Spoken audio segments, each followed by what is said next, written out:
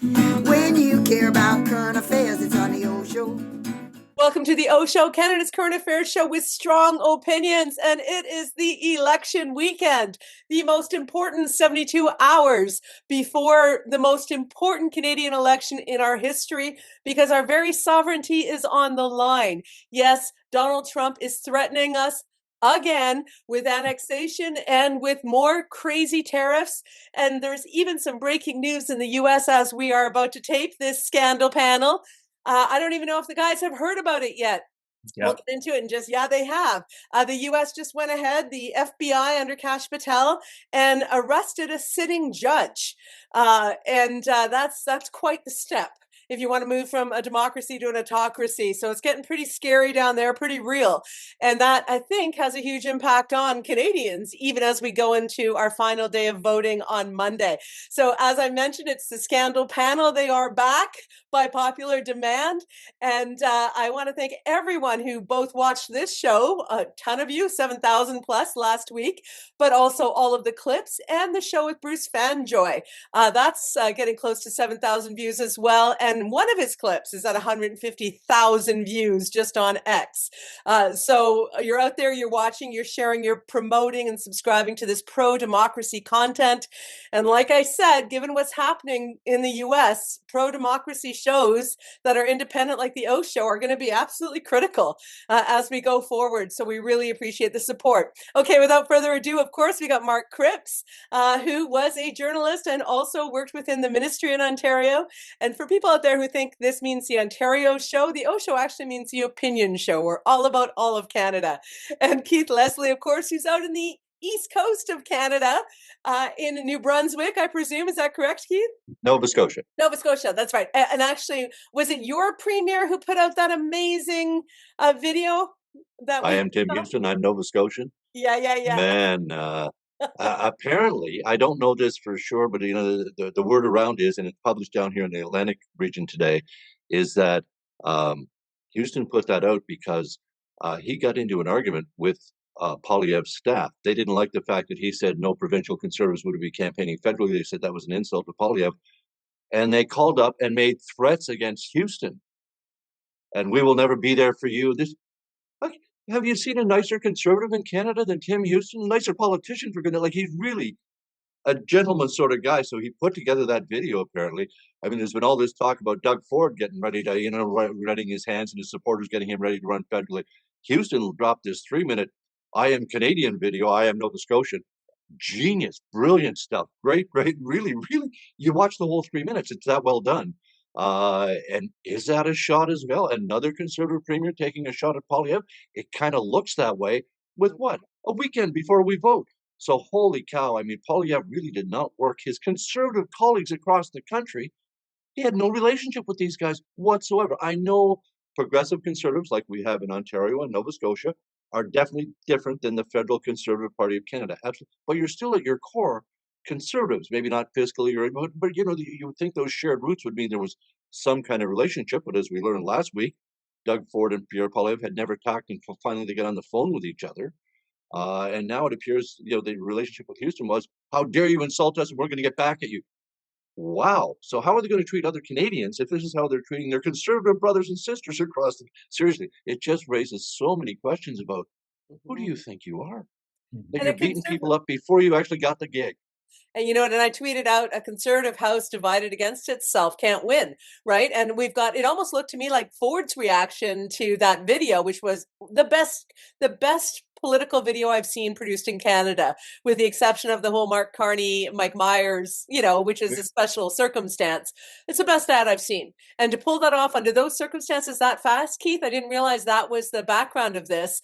I mean, when he says we're the first in this, the first in that, the first in this, we'll never be the 51st anything, I was like, yeah, like, it's amazing. So kudos to their team for doing that. I think I saw Ford's reaction, looked a little jealous, actually, because I think he's got someone else in the running. I mean, the long knives look like they're going to be out on Monday if Poilievre manages to lose. But you know what? The polls are also tightening. So Mark Cripps, you don't seem stressed about Monday. I am mighty stressed. How come you are so sanguine, my friend?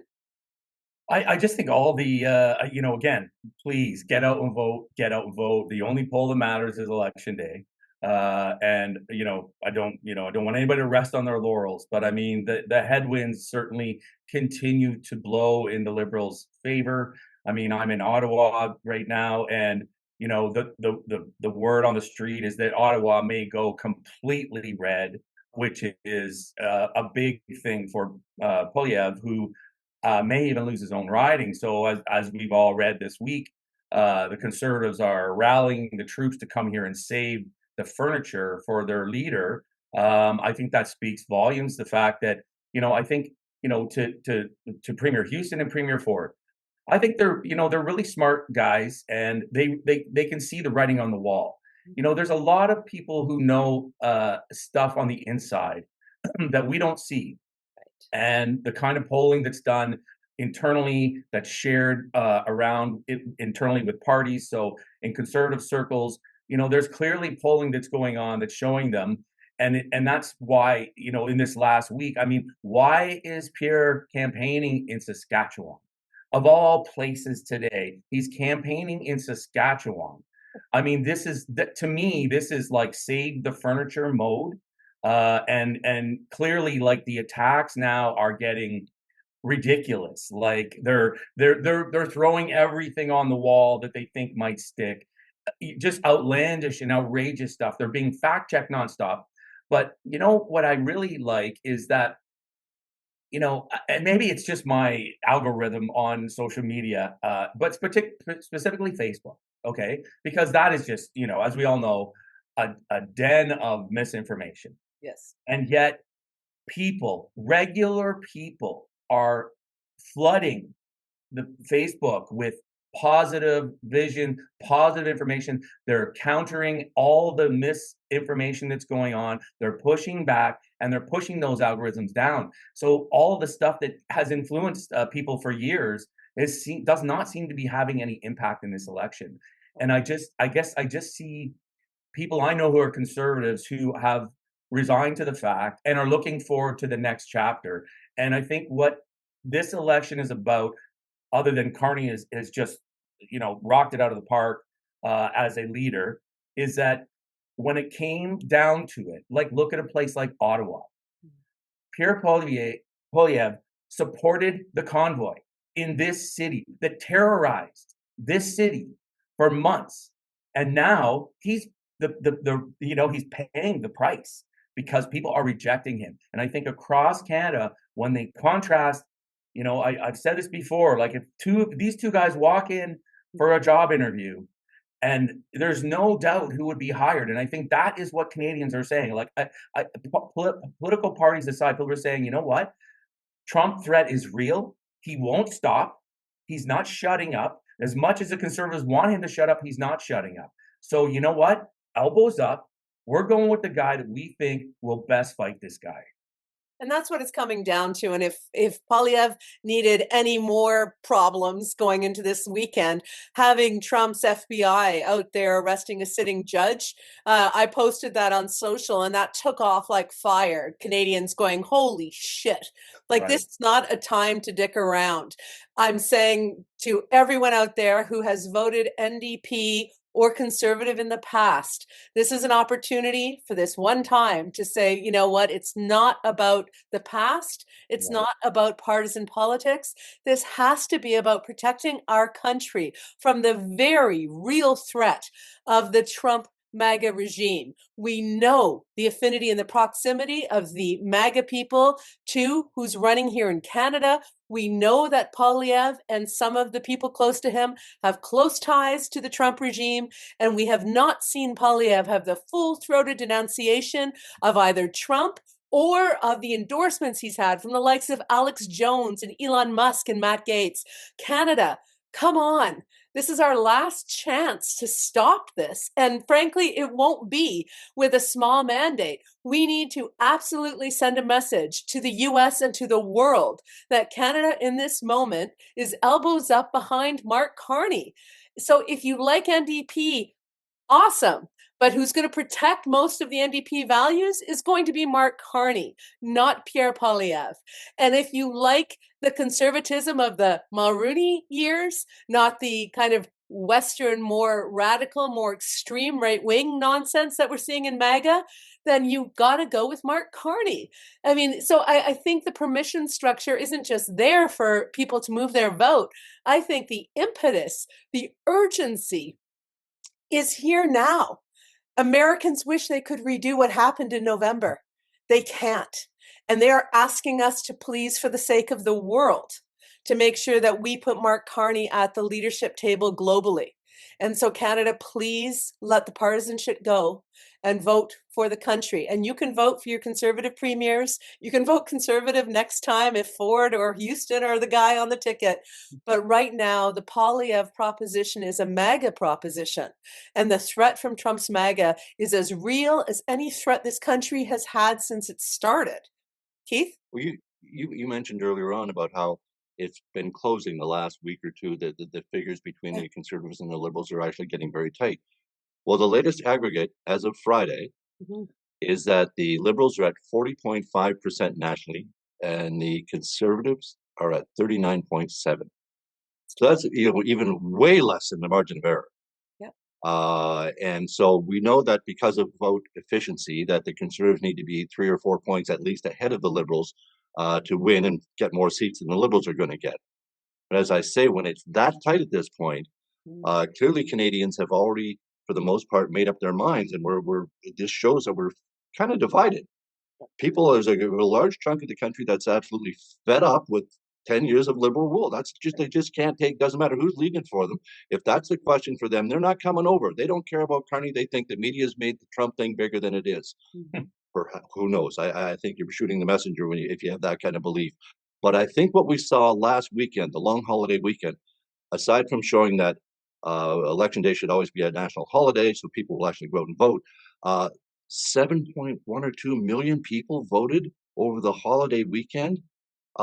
Stunning. So I think that shows Canadians, they see what's at stake to them is this existential threat from Trump. I think that's why the turnout is high. We don't know for sure, but one interesting fact that just came out of today, out of all the data from the advanced polling, that was the riding that had the biggest turnout in all of Canada, Carleton.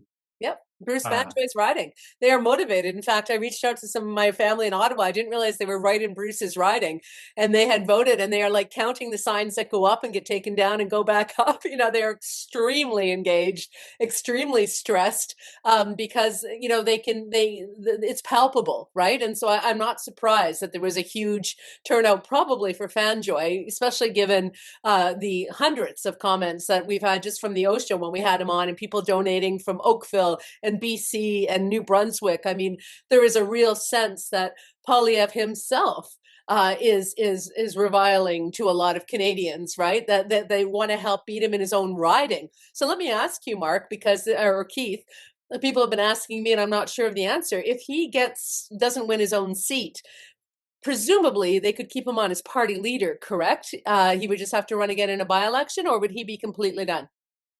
I think you would have to have, I think most parties have an automatic leadership review post-election if you're not the winner. Right. So I would suspect that he would have to face one. I'm not entirely sure. The Liberals have some very arcane rules about leadership, as we discovered this year. I think the Tories are a little more straightforward in that. If you've been the leader and you've lost an election, there'll be a leadership review at the next convention, would be my understanding. Am I wrong, Mark? No, you're right. I think that this is moot point. I think if Pierre loses his riding and loses the election, he will resign. That's when you're supposed to go, is that night. That night. There will be so much pressure for him to resign. There will be no window for him to stay on. It would just be a waste of everyone's time. He will resign on that night. That'll be the end. And I would say, like, just looking at the last week of commercials, I mean, honestly, so the Pierre commercials are gone. The wrapped in the warm blanket of a military home and free stuff for everybody. And he's nowhere to be seen now in any of the commercials. They dragged out the old white male demographic, right? Golfers, as though that's relatable. Oh, come on. It looks like an erectile dysfunction. It's just straight up, it does. When the Conservatives have to appeal to the old white guys The world's topsy-turvy here. But isn't that funny that they are at the point to see, but if I've seen some polling that isn't available to the public, so I get it through our company, and that white male demographic is a big a trouble spot for Pierre. White men over 55 are seemingly turning towards the Liberals. They have a huge gap there, and I think that's another one of those things where, you know, conservatives just, what do you mean? We white old men belong. We can count on those guys. We can always count on those guys, and to put out commercials like that, it absolutely reeks of desperation and is deliberately targeted. Like, imagine putting a commercial together, with all due respect, where you have two guys you picked up from a newspaper ad or whatever, however they found these two guys, pay them, they're non-union workers, pay them $1,000 for one guy to say anybody who's voting Liberal is a clown. This is your last week ad. You're telling people that if you're voting Liberal, you're a clown. Like, oh my God, that let's be real. Desperation. Taking your guy out of the ads in the closing weekend says that he personally is less popular than the brand itself. Exactly. Whereas there's a zillion Carney ads with Carney because arguably he's more popular than the Liberal brand. We've seen in the numbers, the favorability for the person of Carney is way higher than Poilievre. So Poilievre is a drag on his brand. So I agree with you both. If he loses Carleton to Bruce Fanjoy, because Bruce Fanjoy would be an excellent MP, or if he loses the race federally and doesn't even eke out a minority, then it is going to be the end for Poilievre with the Conservative Party. I've never known them to be particularly kind to their people who lose. I can't. I really don't. I really don't see him losing his seat. I mean, I know it could happen, and would turn out obviously as an indication of something, but I'd be pretty shocked if he actually lost his seat. But again, who knows? You know, if it's one of those nights. But when things are that tight, should he really lose everything or be forced to resign?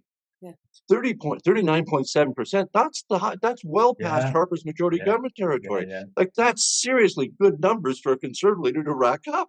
It really is. The fact that it appears because of their vote inefficiency, it's going to be like 40 to 50 seats fewer than the Liberals. That's got to hurt. But it's more than that, though. But that doesn't really count when you had a 20-point lead, right? I mean, I think that's how people are looking. But the lead wasn't theirs to lose. The lead was the NDP and the Bloc basically collapsing while and everything went up. So that's why, as the lead narrows in the last week, what it appears to be, it's not conservative gains. It's NDP and Bloc voters feeling comfortable enough to go back to the NDP and the Bloc a little bit. Not in big numbers, but enough to raise them up. The NDP, I think, are up to 10%. They were down like 7%. Well, we saw Jagmeet say his big pitch was, you can vote for me again to stop a super majority Liberal majority, right? And then 2 seconds we don't later, have those. but then he's like, we'll prop up the Liberals anyway. Right? So I'm like, Jagmeet, just sit down. Did you see him and Yves Blanchette, Francois Blanchette today going at each other? No, Jagmeet called the Bloc Québécois useless. Yves Blanchette came back with, come next week, I'm not going to miss him. And then he went on to call Canada an artificial country. So he's all in for the Bloc, and he's trying to really get some Bloc as the official opposition seats. Yeah, I'm not sure that Quebecers want to hear Blanchet saying that Canada's not real and Trump saying Canada's not real in stereo. Well, I have a feeling these are your closing arguments. These are your final arguments, wow. So I can see why those parties are struggling. And the NDP obviously is fighting to hopefully get their 12 seats and retain official party status, or that costs you an awful lot of financing, funding, and let alone presence in question period, all those things. It really, really would be a serious setback. I think regardless, after 4 elections as leader, that Jagmeet Singh's time is up, unless there's unless he can at least come out with all the seats they had going into this election, which would be a huge shock.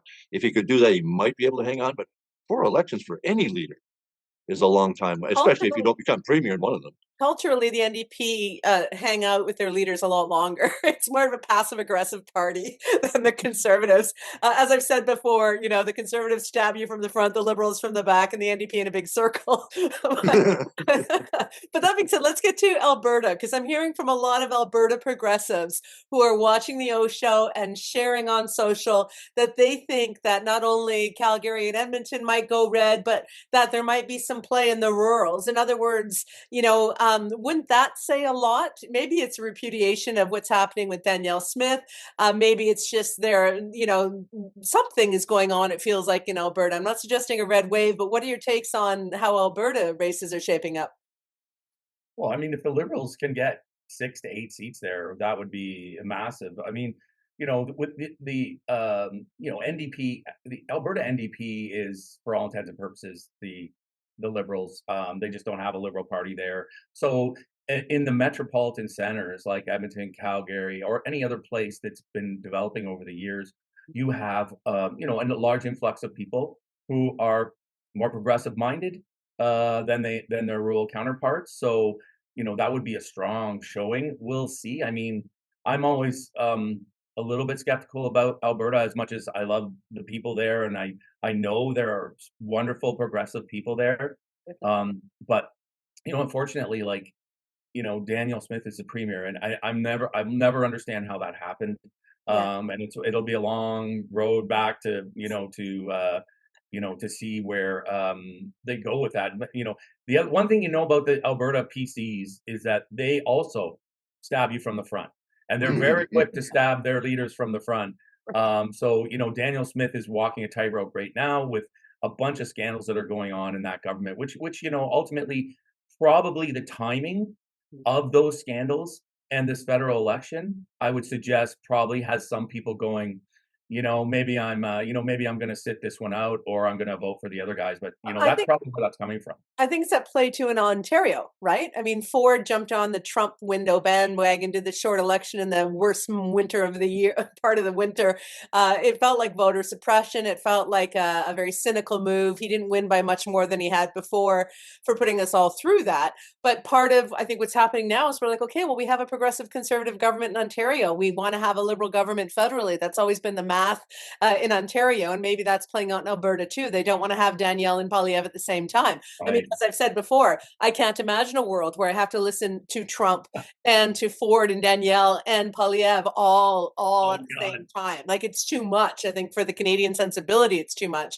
That being said, you know, the early voting, I heard something, maybe it was Abacus, that said they thought a lot of the early voting was actually in ridings that were tilting more liberal. Maybe it was a big Carney kind of crush thing going on, or maybe not at all. Maybe we are looking at a nail biter on Monday night. What I do know is that if we have 16 million or so that are eligible to vote in this country and 7 million have already gone, that means that this thing is still can change dramatically on Monday.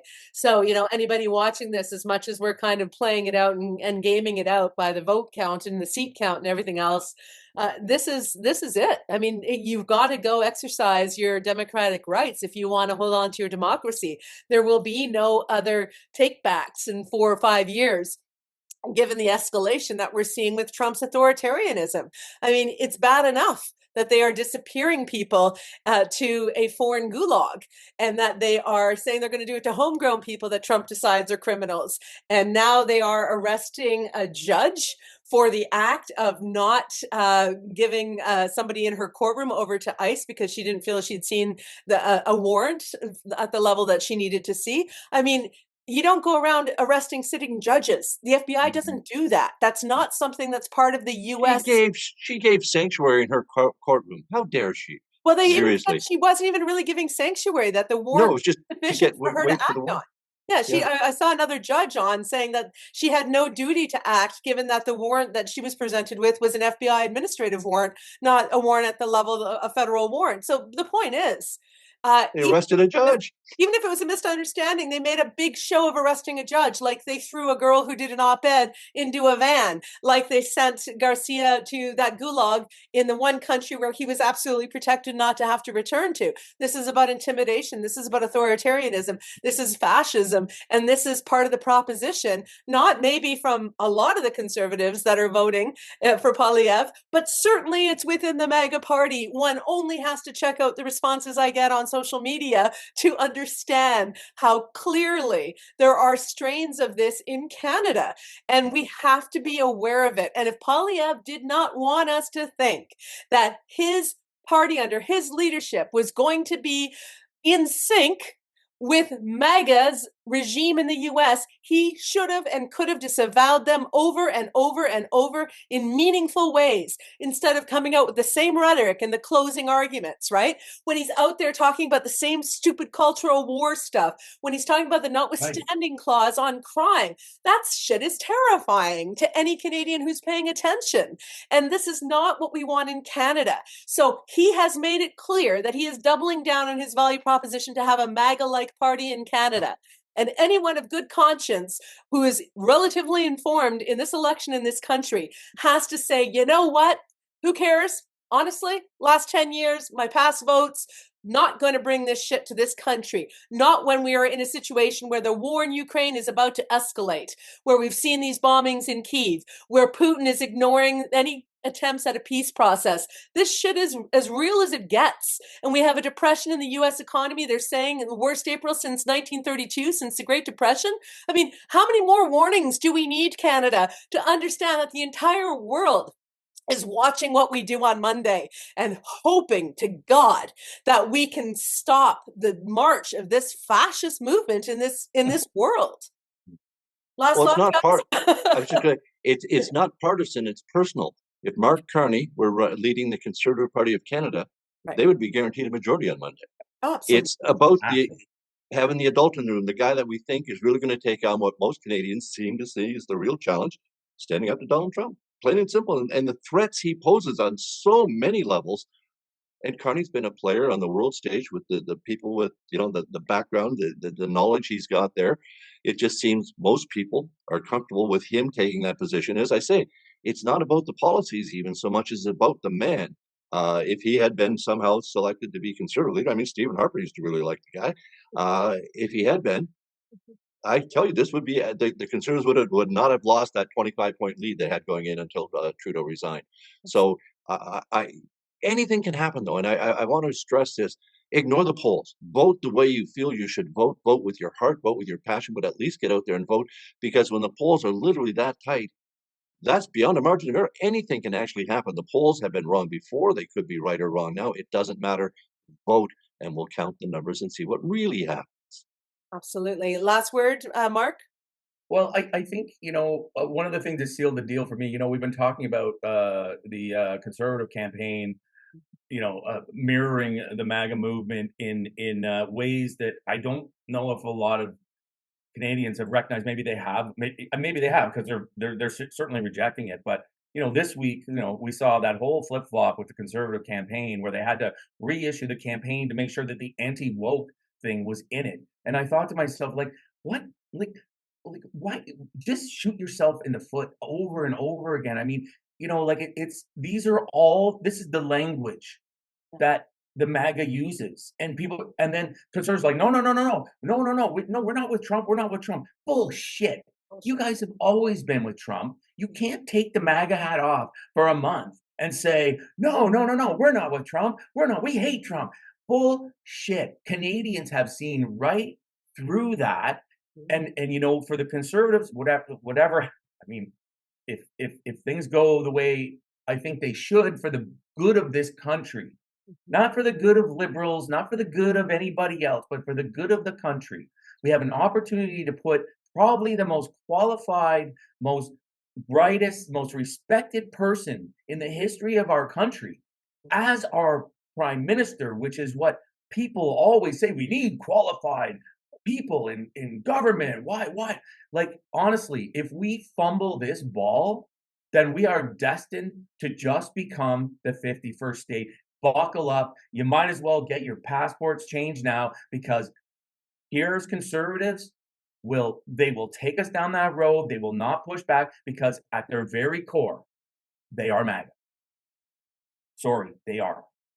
Well said. And I know you sacrificing the end of one of your children's tournament play to do this recording, and I appreciate that very much. And you know what? And both of you, I know it's a travel day for all of us, and we're all fitting this in. And I know that whatever happens on late Monday night, I'll be doing some coverage on some stations in the Toronto market. But no matter what happens, the Scandal panel is going to be back either on Tuesday or Wednesday after. We'll see what our schedules can accommodate.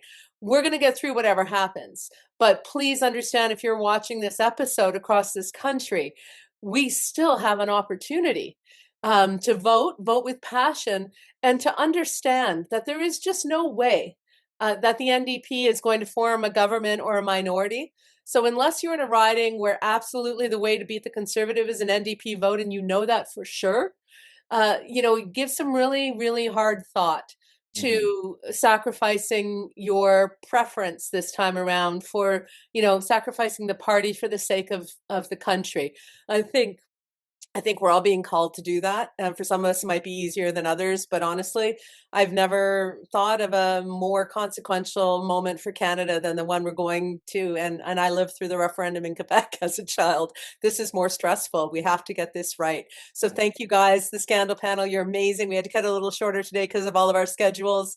And for all of you who are subscribing and watching and sharing this, please continue to do so. Let's get the pro-democratic message and community as strong as we can.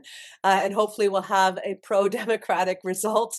A lot of Canadians will vote on Monday, and we will stand up to Donald Trump and his MAGA regime in the US and elements of it here as well in Canada. Thank you so much. Vote on Monday, and we'll see you again on the OShow. Bye, guys. Thank you. Sure. When you care about current affairs, it's on the OShow. And when you want to get clear what's going on here, it's on the OShow. If you like to stay in the know, tune yourself into the OShow. It's the OShow. Laura Babcock's the OShow. With a lot of great guests, she puts them to the test on the OShow. There's no doubt they'll be calling them out on the OShow. Stand for something or fall for it all. Ontario, hear the call of the OShow. It's a podcast, the OShow. Laura Babcock's the OShow. Stay informed with the OShow, OShow.